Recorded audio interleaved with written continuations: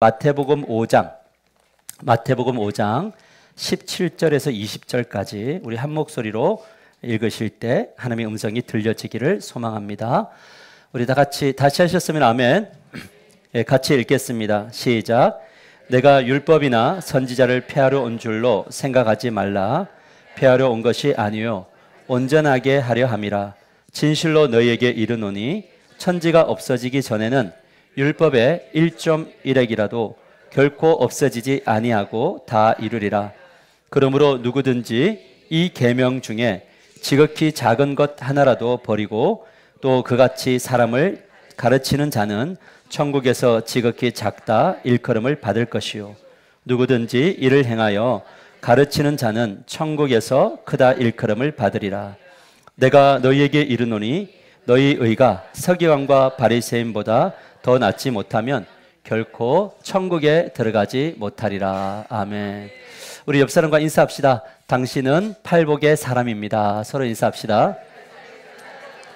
마이크 조금만 줄여주세요. 할렐루야. 한 주간 사신 여러분 모두를, 잘 살아내신 여러분 모두를 주님의 이름으로 축복합니다. 우리는 계속해서 치유, 회복, 그리고 성장이라는 대주제를 가지고 하나님의 말씀을 나누고 있습니다. 한 주간 살면서 저 스스로가 묵상해 봤습니다. 나에게 어떤 치유가 필요하지? 어떤 회복이 필요하지? 라는 생각을 가지고 주님 앞에 서 있었는데 생각보다 이 목사가 치유받아야 될 것들이 되게 많이 있더라고요. 그리고 회복돼야 될 것들도 되게 많이 있었어요. 그리고 또 하나님 앞에 기도하기를, 하나님 저는 어떤 부분에 성장이 필요합니까? 라고 하나님 앞에 계속 묵상했더니 하나님께서 저에게 주신 동일한 말씀이 있었습니다. 우리의 성장 지점이 어디냐라고 이야기할 때 예수님께서는 우리가 나아가야 될 최종 목표 지점은 바로 예수님을 닮아가는 것이다 라는 거예요. 우리 다시 한번 가슴에 손을 얹고 해볼까요? 예수님 닮아가기를 원합니다. 할렐루야. 이 닮아감이 교회 안에서만이 아니라 가정에서도 닮아가야 되고요, 교회에서도 닮음이 나타나야 되고 삶의 현장에서 예수님 닮음이 나타나야 될 것입니다. 그런데 이것을 누가 증명하냐면 바로 식구들이 이 목사 남편을 보면서, 아버지를 보면서 뭐냐면 참 예수님의 느껴져요 라는 이야기를 들을 수 있다면 저는 성공한 인생일 것 같아요. 그래 노력할 겁니다. 힘달라고 기도할 겁니다. 저는 하루도 놓치지 않고 기도하는 것이 있습니다. 그것은 우리 하나교회 성도들 모두가 성장하기를 원하는 거예요. 8년 전과 지금이 똑같거나 아니면 옛날에는 뜨거웠는데 지금은 훨씬 더 어린아이가 돼버린 분들이 있다면 목사는 그분들을 위해서 정말 아픈 마음으로 기도할 수밖에 없거든요. 여러분, 우리가 그렇지만 성장은 가만히 있어서 성장하는 것이 아니더라고요. 뭐냐면 성장은 반드시 거쳐야 될 과정이 있는데 갑자기 성장 이렇게 되는 것이 아니고 치유를 받아야 되고 회복이 일어나야 돼요. 이 모난 성격이 회복돼야 되고 우리 마음가짐이 이 흐트러져 있는 이것들이 치유되고 회복되어야 그때야 비로소 성장을 하게 된다는 겁니다. 그렇다면 치유와 회복을 넘어 성장하는 지점에 도달하기 위해서 제일 중요한 게 뭘까? 하나님, 내가 치유받기 원하고 성장하기를 원하는데 어디로부터 하나님 치유가 일어나야 됩니까? 어떤 것을 가져야 됩니까? 라고 하나님께 물어봤더니 하나님께서 또 말씀하시기를 자기 객관화가 이루어져야 된다. 너가 누군지 알아야 된다. 너가 어떤 수준인지를 알아야 된다. 그래서 너를 인정하면 너는 성장할 수 있다라고 말씀하시더라고요. 하나님 앞에서 인정하는 거예요. 하나님, 나는 치유가 필요한 사람입니다. 하나님, 저는 회복이 필요한 사람입니다. 하나님, 이 부분, 이 못난 성격, 마음속에 있는 이 상한 심령, 하나님, 이 믿음 없는 이 믿음, 말씀을 들으면 계속 이게 이해 안 되는 이 믿음을 하나님 불쌍히 여겨주시고 이것 좀 치유해 주세요. 우리의 육신의 연약함을 가지고 있을 때 주님 앞에 나아가서 하나님, 제가 암입니다. 하나님, 저에게 그 연약함이 있습니다. 하나님, 정말 이것이 안 됩니다. 치유해 주십시오. 회복시켜 주십시오. 라고 하는 이 인정이 있어야 된다는 거죠. 근데 그때부터 뭐가 일어나냐면 회복도 일어나고 그때부터 성장이 일어나더라는 거예요. 그런데 놀라운 것은 무엇이냐면 사단이 이것을 정말 싫어해요. 사단이 제일 싫어하는 게 뭔지 아세요? 하나님을 앞에서 자기를 인정하는 것을 너무 싫어해요. 사람 앞에서 자기를 인정하는 것을 되게 자존심 상하게 만들어요. 그런데 중요한 게 뭐냐면 하나님 앞에서도 인정하고 사람들 앞에서 인정하는 것이 은혜고 그때부터 성장하게 된다는 거죠. 이 부분을 성경은 다양한 사건을 통해서 증명하지만 오늘 누가복음 18장 35절 이하를 보면 이런 내용이 나옵니다. 보세요. 여리고에 가까이 가셨을 때에 한 맹인이 눈을 보지 못하는 사람이 길가에 앉아 구걸하다가 무리가 지나감을 듣고 이 무슨 일이냐고 물은데 그들이 나사렛 예수께서 지나가신다 하니. 여러분, 앞을 보지 못하는 사람 생각해 보세요. 태어날 때 앞을 못 봤는지 아니면 갑자기 눈이 시력을 잃어 못 보는지 모르겠지만 구걸해서 누군가의 도움을 받지 못하며 살지 못하는 이 사람, 눈 한번 떠봤으면 좋겠다라고는 그 갈망이 있는 사람이 예수님이 지나간다는 소리를 딱 들을 때 어떤 은혜가 임하냐면 지금이 기회다, 마지막 기회다라는 생각이 든 거죠. 그럴 때 누가복음 18장 38절에 39절에 이렇게 말씀하고 있습니다. 맹인이 외쳐 이르되 다윗의 자손 예수여 나를 불쌍히 여겨주세요. 근데 사람들이 뭐라고 하냐면 이 죄인, 죄로 인해서 이 병이 걸린 너야 물러가, 너 조용히 해, 시끄러, 이런 이야기 하는데요. 앞서가는 자들이 그를 꾸짖어 잠잠하라 하되 그가 더욱 소리질러 다윗의 자손 예수여 나를 불쌍히 여겨주소서, 다윗의 자손 예수여 불쌍히 외쳐주소서 라고 하는 겁니다. 맹인은 망설이지 않아요. 뭔가 장벽이 있는데 그 장벽을 막 뛰어넘어서 뭐냐면 그 간절함의 태도를 가지고 간다는 거예요. 무엇을 보여주는 대목이냐면 자신이 치유와 회복이 필요함을 인정하는 사람들, 진짜 인정하는 사람들은 어떤 태도를 가지게 되냐면 적극적인 태도로 겸손하게 주님께로 나아간다는 거예요. 때로는 말씀 앞에 엎드리고 때로는 기도 현장에 나오고 때로는 자기 혼자 있는 시간에 아무도 없는 데서 그냥 크게 소리 지르면서, 아니 어떤 분들은 소리 지를 힘마저 없어서 그냥 이렇게 막 쪼으면서 그렇게 주님 앞에 적극적인 태도로 나아간다는 겁니다. 근데 그 결과가 무엇이냐? 누가복음 18장 42절 말씀 우리 크게 한번 읽읍시다. 시작. 예수께서 그에게 이르시되 보라 내 믿음이 너를 구원하였느니라. 너의 믿음이 구원하였느니라. 너의 믿음이 구원하였느니라. 이 믿음이란 무엇입니까? 태도예요. 주님 치유가 필요합니다. 회복이 필요합니다. 이 태도. 여러분, 그래서 오늘 이 부분을, 그래서 치유와 회복 그리고 성장은 하나님 앞에서의 태도로부터 시작되더라는 거죠. 그래서 성경을 한번 보세요. 항상 하나님의 역사는 태도가 하나님 앞에서 올바를 때 나타나지, 태도가 거만하거나 교만하거나 나는 하나님 없이도 잘 살 수 있다고 하는 분들에는 하나님의 역사가 일어나지 않는다는 거죠. 그런 분들은 성장하지를 않아요. 그래서 오늘 이 부분을 함께 살펴보려고 합니다. 그래서 오늘 말씀의 제목을 어떻게 정했냐면 말씀을 대하는 나의 태도로 정했어요. 같이 읽어볼까요? 시작. 말씀을 대하는 나의 태도. 따라합시다. 하나님을 대하는 나의 태도.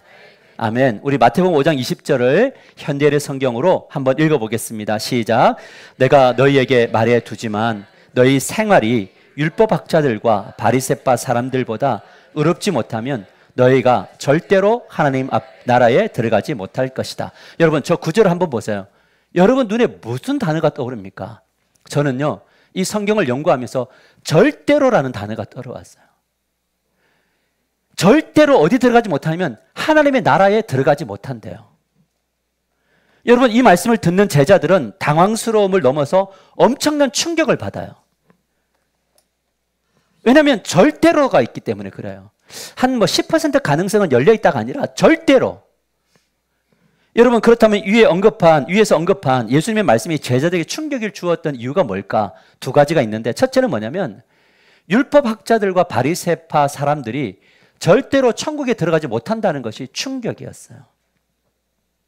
사실 이 자리에 있는 분들은 이 말씀이 어떤 의미인지 잘 알지 못할 거예요. 이 당대에 살았던 율법학자들이 어떻게 살았는지, 그들이 바리새인들이 어떤 삶을 살았는지를 늘 보았던 사람들은 그분들을 보면서 절대로라는 말에 너무 충격을 받았어요. 여러분, 오늘 예수님 이 땅에 오셔서 이 하상훈 목사는 절대로 천국 못 간다.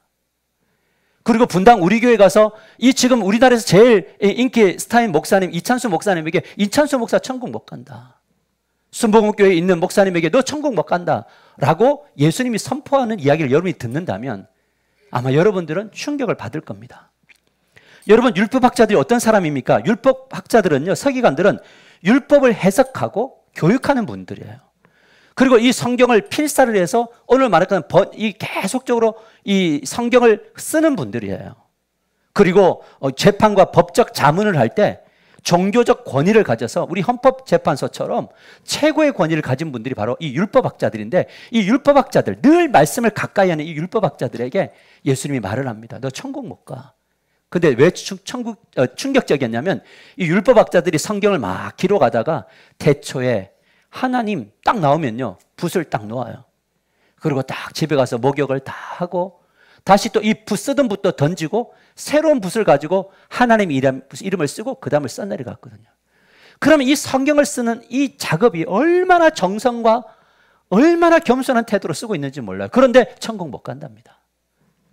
그런데 이 바리새인들은 어떤 사람들이냐면, 율법을 준수하고 구전되어진 전통을 굉장히 중요시 여기며 이들은 부활의 소망이 있었어요. 사두개는 부활이 없는데 이 사람들은 죽고 부활한다라는 소망이 있었고 사회적으로 영향력을 끼쳤는데, 이 바리새인들은 일주일에 적어도 2번, 3번은 금식을 하는 그런 열정적인, 그래서 백성들에게 존경을 받아서 회당, 예배당에 오면 항상 앞자리에 있는 리더였단 말이에요. 그런데 하나님 뭐라고 하냐면, 이 하나님 나라에 들어가는 1순위 바리새인, 율법학자 이꼴 하나님 나라, 이런 공식을 파기해서 이들은 천국 못 가, 이렇게 이야기하는 거예요. 여러분, 그러나 더 큰 충격은 그 다음이었는데, 두 번째인데 뭐냐면, 율법학자와 바리새파 사람들보다 더 의로운 삶을 살지 못하면 너희도 천국 못 간다는 거예요. 오늘 예수님이 오셔서 너희들 천국 못 가라고, 절대로 못 가 이야기해요. 어떤 거냐면, 목사보다 더 탁월한 삶을 살지 않으면 못 가, 이렇게 이야기하거든요. 여러분, 말씀을 준비하면서 목회자로서 이 말씀이 너무 크게 두려움으로 다가왔어요. 왜냐하면 저도요, 목사니까 눈을 뜨면 그냥 성경 붙들고 시작을 해요. 말씀을 연구하고 설교를 준비하고, 이번 주는 어제는 설교를 마무리하다가 막 도무지 진도가 안 나가가지고 그냥, 죄송합니다, 미칠 것 같은 거예요. 막 미쳐버리겠는 거예요. 이게 안 뚫리니까. 여러분, 그렇게 씨름해요. 말씀을 준수하고 노력해요. 하루의 시작을 새벽 기도로 시작하고 온갖 예배를 다 인도해요. 그런데 이런 목사라도 할지라도 하나님 나라에, 천국에 들어갈 수 없어 라고 이야기하는 거라면 이거는 너무나 큰 충격 아닙니까? 그렇다면 여러분, 이 말씀을 듣는 여러분들은 어떤 생각이 드세요? 이 말을 들으면 절코 들어갈 수 없어 라고 하는 거. 그런데 우리들의 마음속에는 이런 게 있을 거예요. 뭐냐면, 나는 예수님을 믿어요. 그래서 오늘 밤 죽어도 천국 가요? 갑자기 막 누르니까 막 소망이 사라졌어요? 믿음이 오늘 밤 우리는 죽어도 천국 가죠. 그렇다면 율법학자들과 바리새인들은 이런 의식이 없었을까요? 아니에요. 이 율법학자와 이 바리새인들도 부활의 소망이 있었고 자기는 죽으면 하나님 나라에 갈 것이라는 확신을 가지고 살았단 말이에요. 그런데 주님이 말하잖아요. 야, 너 그래 확신을 가져도 결코 들어갈 수가 없어 라고 말하는 거예요. 이것이 충격인 거죠. 그렇다면 예수님께서 이 서기관과 바리새인들에게, 또 제자들에게 이들보다 더 나은 의를 나타내지 않으면 못 간다고 했던 이유가 뭘까라는 건 뭐냐면, 그것은 이 바리새인과 서기관들은 하나님의 말씀이 들어올 때 영혼을 통과해서 마음 깊숙한 것으로 들어오는 것을 막았어요. 여러분, 이게 이제 굉장히 고민해야 될 부분이에요. 여러분, 말씀이 영혼과 마음을 파고들지 못하고 어디만 들어오게 아니면 몸에만 영향을 미치게 만든 거예요. 그래서 이 사람들이 어떤 사람들이 되었냐면, 마태복음 23장 27절에 이렇게 말해요. 화 있을진저 외식하는 자여 임하는데, 외식은 뭐냐면 연기한단 말이에요. 연기자가 된다는 거예요. 여러분, 눈물이 있잖아요. 은혜를 받지 않아도 눈물이 흐를 수 있더라고요. 연기자들 한번 보세요. 너무 놀랍지 않아요? 그래서 저는 확신을 가졌어요. 저는 탤런트가 될 수 없다. 저는 눈물 짜내려고 해도 안 짜져요. 눈물이 없는 남자. 오직 기도할 때만 흐르는 눈물. 근데요, 뭐냐면 이 연극하는 이 서기관과 바리새인들이 뭐냐면, 영혼의 말씀이 파고들고 깊이 마음 안으로 들어오지 못하니까 몸만 거룩하게 되었단 말이에요. 그러니까 뭐라고 하냐면, 서기관과, 성경구절 보세요. 바리새인들이요, 회칠한 무덤 같으니 겉으로는 아름답게 보이나 그 안에는 죽은 사람의 뼈와 모든 더러운 것이 가득하도다, 이렇게 이야기해요. 그들의 마음 안에는 뭐가 있었느냐? 죽은 사람의 뼈와 더러운 무덤이 있다. 회칠한 무덤은 뭐냐면 이스라엘 백성들이 무덤을 겉으로는 아름답게 꾸미기 위해서 하얗게 회를 칠해놨지만 그 밑에 시체가 썩을 때는 다 썩은 냄새가 나는 것처럼 겉으로는 외모를 목사답게, 겉으로는 외모를 중직자답게 갖추었는데 안에는 뭐가 있었냐면 썩어져 문드러진 것들이 있단 말이에요.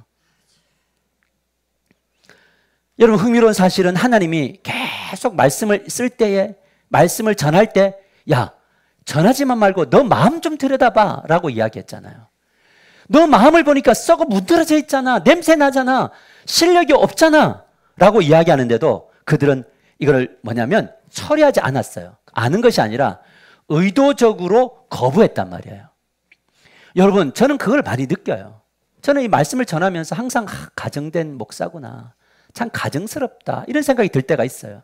왜냐하면 너가 이 전하는 말씀을 살아내느냐라는 이 도전이 저에게는 항상 부딪혀 오거든요. 아니에요.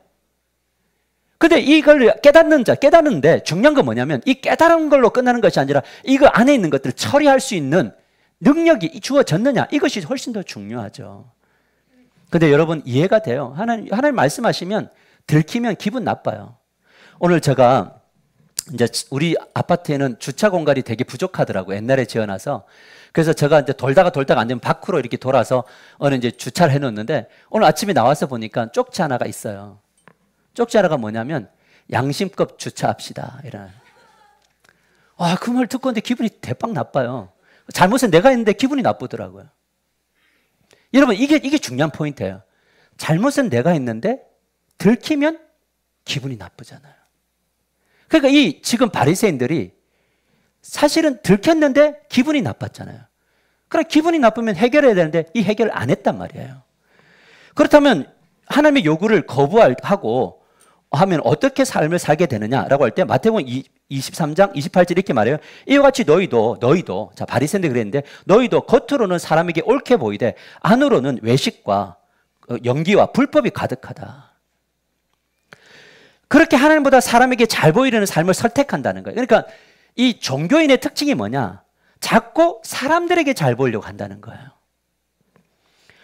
여러분, 그러니까 자꾸 연기를 하게 되죠. 사랑하는 성도는 우리 모두는 이것을 기억해야 됩니다. 우리가 주일, 새벽 기도회, 수요 예배, 그리고 제자 훈련을 받으며 하나님의 말씀을 전하고 듣는 것이 너무나 중요하지만, 그것보다 더 중요한 게 뭐냐면 큐라고 하는 사인이 들어오면 뭐냐면 하나님의 말씀대로 움직이는 습관을 가져야 돼요. 근데 이 바리새인들은 하나님의 말씀이 큐 하고 이제 바꿔야지, 들켰잖아, 다 드러내, 그러니까 뭐냐면 됐습니다 하고 겉을 포장하는 습관으로 가져갔다. 근데 이게 언제부터 일어났냐면 우리가 창세기로 가보면 하나님이 왜 숨었느냐라고 얘기할 때 내가 두려워서 숨었나이다 하고 나뭇가지로 가리잖아요. 사단은 뭐냐면 들킨 것을 가리게 만들어요. 외식하고 포장하게 만들어요. 제가 목사 가운을 잘 입지 않는 이유 중에 하나가 뭐냐면 그것 가지고 나의 거룩함과 구별됨을 나타내지 않으려고 하기 때문에 그래요. 이것이 중요해요. 그렇다면 위선과 불법이 가득한 종교인이 되면 어떤 현상이 일어나냐면 하나님이 아닌 사람을 더 의식하면서 두려워하면서 살아요. 사람이 제일 무서워요. 근데 우리는 누가 무서워야 되냐면 하나님이 무서워야 돼요. 그러다 이제 하나님도 안 무서워지면 어떻게 되느냐? 어떤 사람들의 이야기도 안 듣고 my way가 돼요. 나는 내 길을 갑니다라는 거예요. 이런 사람들은 주어진 땅에서 하나님 나라를 누리지를 못해요. 왜?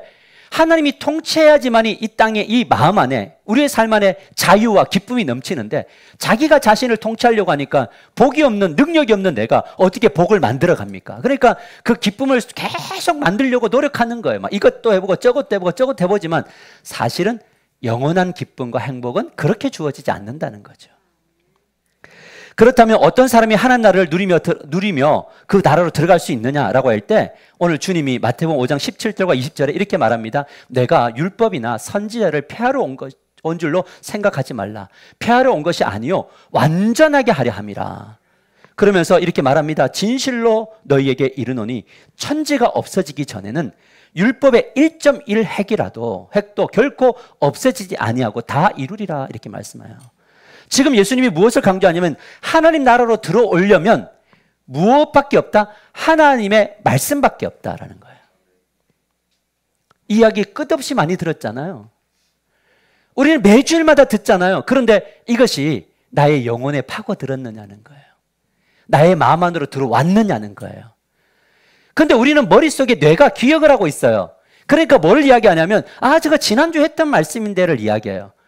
이거 지난번에 어떤 목사님에게 들었던 말씀인데 똑같은 말씀을 똑같이 전하네 라고 하는 건데, 그게 중요한 것이 아니라 똑같은 말씀이 나에게 나의 영혼과 나의 마음 안으로 파고 들어왔느냐는 거예요. 그리고 그것이 나의 몸을 지배하고 있느냐, 습관이 바뀌고 있느냐, 이것이 훨씬 더 중요하죠. 여러분, 율법, 이 완전한 하나님의 말씀은 우리에게 무엇을 주느냐면, 어떤 역할을 하냐면 두 가지 역할을 해요. 물론 많은 역할을 하지만 첫 번째가 어떤 역할을 하느냐, 말씀이 거울의 역할을 해요. 따라서 하나님의 말씀은 나를 비추는 거울입니다. 여러분, 로마서 3장 20절 크게 읽어요. 시작. 그러므로 율법의 행위로 그의 앞에 의롭다 하심을 얻을 육체가 없나니 율법으로는 죄를 깨달음이니라. 여러분, 행위로 우리를 의롭게 할 수 없어요. 내가 여러분들보다 탁월한 삶을 살았다고 해서 내 마음 안에 의로움이 자리 잡는 게 아니고요. 뭐냐면 이 하나님의 말씀이 우리 안에 영혼과 마음으로 확 들어와서요, 우리 마음 안에 있는 모든 것들을 이 죄를, 왕되어서 살아감으로 일어나는 모든 죄의 열매들을 뭐냐면 깨닫게 한다고요. 옛날에는 이거 죄인가 이랬는데 주님의 말씀이 들어오고 나니까 이것도 죄였구나. 이것 때문에 내 주변이 힘들었구나. 이것 때문에 내가 자유가 없었구나 라고 하는 것들이 뭐냐면 드러난단 말이에요. 그러면서 말씀을 읽을 때 첫 번째로 나타나는 현상이 뭐냐면 절망이에요. 절망. 오라 나는 공고한 사람이로다. 제가 말씀을 준비하면서 늘 하는 게 뭐냐? 절망이에요. 저는 말씀을 준비하면서 절망해요. 왜? 그렇게 살 수 없는 나이여서 절망해요. 제가 여러분에게 이것을 전해야 되는 이 사명감 때문에 절망해요. 왜? 살지 못하는 내가 여러분에게 전해야 되니까요. 절망해요. 근데 율법학자가 바리새인들은요, 하나님의 말씀이 늘 곁에 두었는데 그들 안에 온갖 더러운 것이 들켰을 때 그들은 절망하지 않았어요. 잠시 절망했다가 겉을 포장했어요. 나 바리새인이야. 그래서 옷도요, 술이 긴 이렇게 늘어지는 옷을 입고요, 딱 누가 봐도 누군 줄 알아요? 누가 봐도 바리새인이에요. 제가 밖에 나가서 제일 듣기 좀 싫은 이유 중에 혹시 목사님이십니까? 이러냐. 아니, 평복 입고 가는데도 그러더라고요. 혹시 내가 이게 긍정적인 면이 있고 부정적인 면이 있겠죠.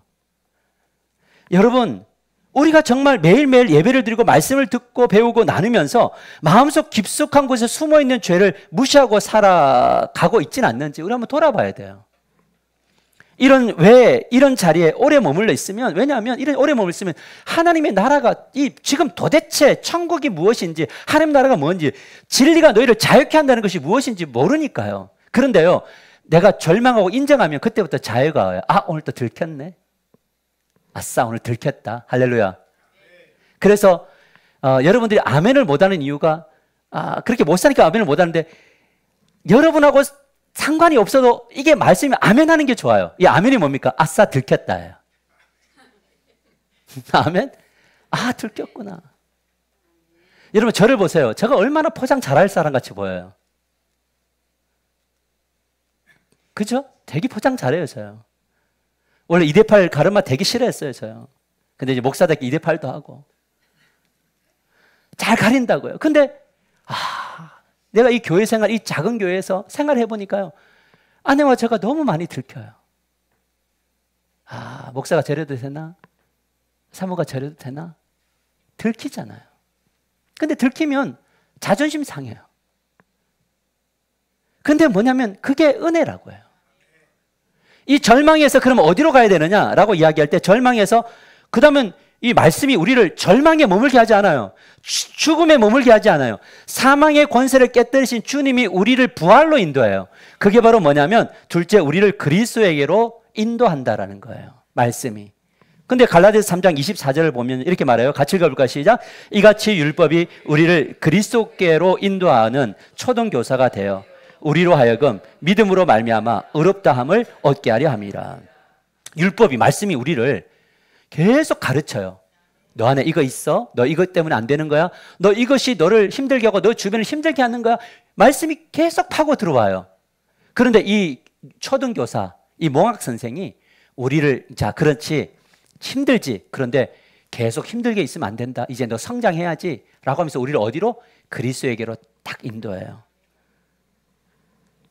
여러분, 여기에서 뭐냐면 갔는데, 완전 말씀으로 주 터져서 갔는데, 힘을 다 잃어버리고 주님께로 갔는데, 주님이 뭐라고 이야기하면, 아, 의로운 나의 하목사에 왔니? 라고 부름을 주시는 거예요. 의로운 너여 나에게 와. 그런 너를 위해서 내가 죽은 거야. 이리 와. 내가 너 의롭다고 할 거야. 여러분, 여기에 놀라운 반전이 있잖아요.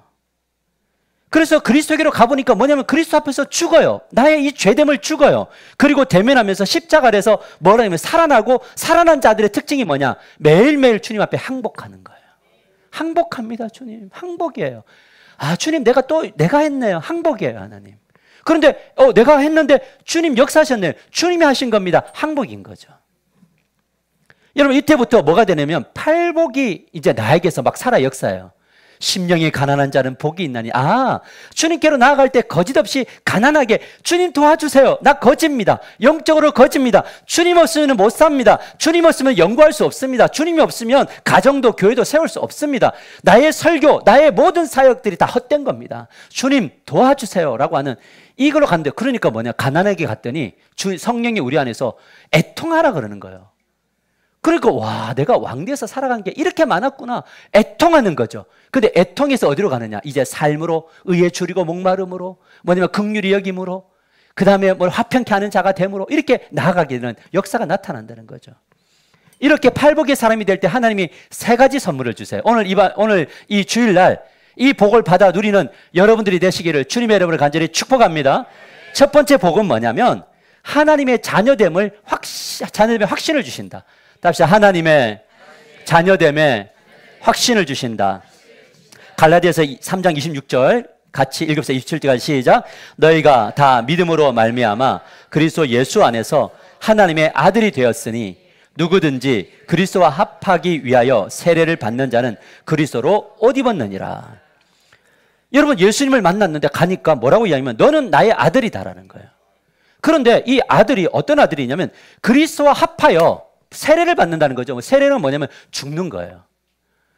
여러분, 사단은 살아라고 이야기하고요, 하나님은 죽으라고 이야기해요. 근데 죽어야 살아요. 그래서 매일매일 죽는 겁니다. 근데 죽었는데 죽고 딱 일어나 보니 그리스도가 뭘 입혀줘요? 옷을 딱 입혀줘요. 그리스도의 옷. 이건 보이는 겁니까? 보이지 않는 겁니까? 믿음의 눈으로만 보이는 거예요. 오늘 하나님이 보실 때 여러분들이 지금 그리스도의 옷을 입고 있잖아요. 근데 벗으면 뭐가 되냐면 탕자가 되잖아요. 여러분, 돌아온 탕자가 엉망진창이 되어서 오잖아요. 그런데 그 원래 엉망진창된 이 둘째 놈을 아버지가 옷을 입혀주잖아요. 여러분, 우리는 원래 꾸겨진 수표예요. 우리가 살아가다 보면 가정에서 주 터져서 꾸겨지고, 직장에서 주 터져서 꾸겨지고, 우리가 살아온 날들에 대한 죄책감으로부터 꾸겨지고, 온통 꾸겨진 수표예요. 여러분, 그래도 수표인가요? 제가 한 10억짜리 수표를 막 꾸겨가지고 던지면서 이거 가져갈 사람은 가져갈 건가요? 아마 다이빙해서 가져갈 거예요. 왜? 수표니까. 우리가 꾸겨졌잖아요. 그런데 우리는 뭐냐면 그냥 하나님의 아들이라고요.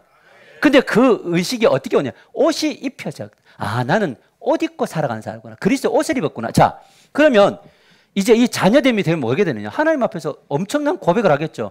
옷이 벗겨지면 탕자가 보이고, 옷을 입으면 뭐냐면 괜찮은 것 같고, 그러면 어떻게 하면 이 모습 그대로 옷 입고 주님 앞에 나가는 거죠. 아버지한테. 아버지 앞에 나가서 아버지 보세요. 아, 완전 꾸겨졌죠, 하나님. 이 집에서 막 꾸겨지고요. 세상에서 꾸겨지고, 막 혼자 있다 꾸겨지고. 근데 주님, 내가 옷을 입고 있는데 어떻게 할 거야? 그래. 내가 알아. 근데 조금씩 꾸겨짐을 덜 하게 하자. 말씀으로 좀 펴자.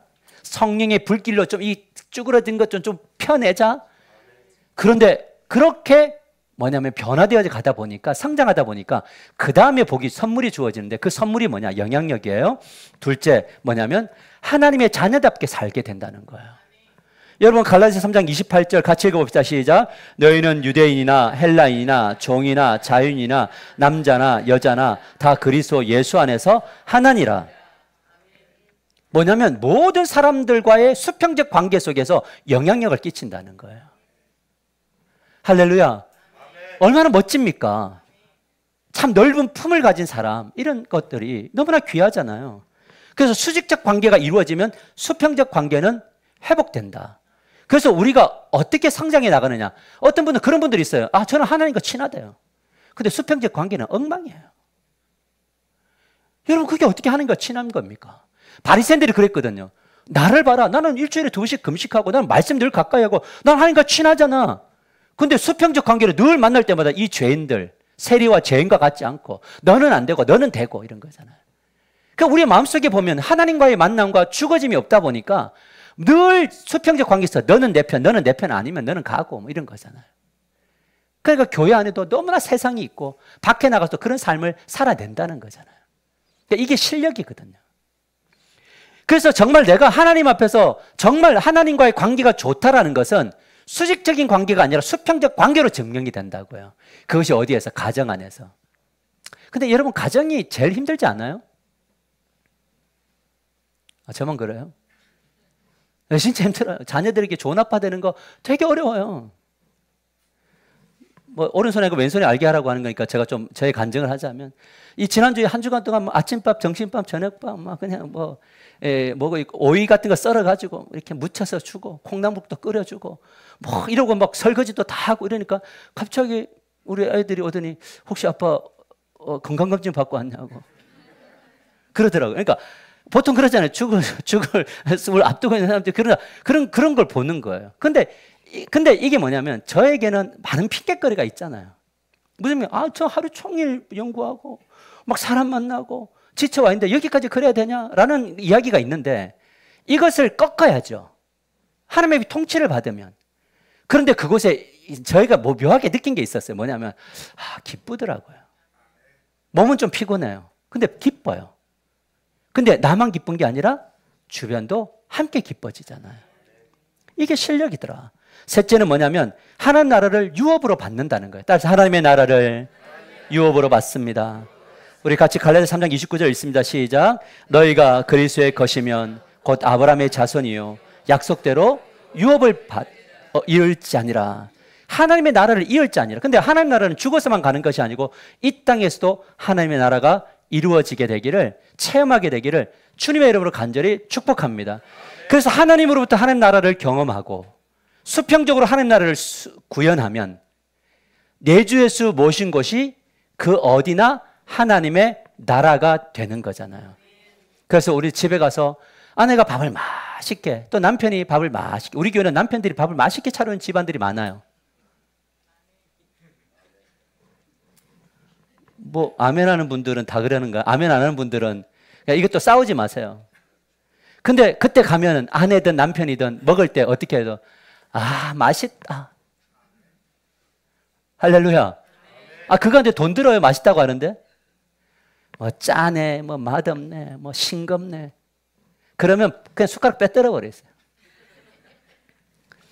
하나님의 나라는 크고 위대한 일에 있는 것이 아니고 작은 것들로부터 시작되어지는 거더라고요. 말씀을 맺으려고 합니다. 오늘 말씀의 제목이 말씀을 대하는 나의 태도. 사람들 앞에서의 태도가 아니라 하나님 앞에서의 나의 태도. 이 태도를 점검하면 수평적 관계가 회복이 된단 말이에요. 그리고 거기서 하나님 나라가 임한다. 우리는 어떤 태도를 취해야 되는가? 그것은 하나님의 말씀인 이 성경 말씀으로 우리 내면에 온갖 더러운 것들을 발견하게 하실 때 아프지만 발견되었다. 아싸, 더 발견되게 해주십시오. 그래서 나중에 보니까 막 발견될 게 없을 때 그런 날이 올까요? 안 올 거예요. 그러나 사라질 거예요. 그래서 이 거룩한 습관이 우리를 이끌어 갈 거예요. 그럴 때 우리 가운데 그런 거죠. 하나님, 맞습니다. 내가 죽는 그날까지 치유되고 회복되고 성장되게 하소서. 그래서 집에서 아빠를 보니 예수님이 보여. 할렐루야. 우리 형제님들 그 비전이 있게 되기를 축복합니다. 아빠를 보니 예수 안 믿고 싶어. 우리 자녀 엄마를 보니 예수 믿고 싶어. 그 고백이 일어나야 되죠. 목사를 보니 예수 믿고 싶어. 와, 진짜 너무 부담됩니다. 너무 많이 부담됩니다. 저는 저를 알기 때문에. 그러나 가보려고요. 조금씩 가봅시다. 오늘 우리가 대만으로 내일이면 이제 우리 17명이 떠나지만 우리가 그곳에서 뭘 할 수 있는 능력이 있습니까? 다만 한 가지, 우리는 주님의 거룩한 수단이고 통로일 뿐이니 죽습니다. 오늘 죽고 비행기 타고 죽고 계속 죽으러 갑니다. 그런데 하나님 살려주십시오. 나도 살고 우리 교회도 살고 우리 가정과 직장도 살고 사업처도 살아서 하나님 나라가 임하기를 소망합니다. 그래서 오늘 이 시간에 손을 들어 기도할 때 자신이 하나님 죽어지게 하소서, 살게 하소서.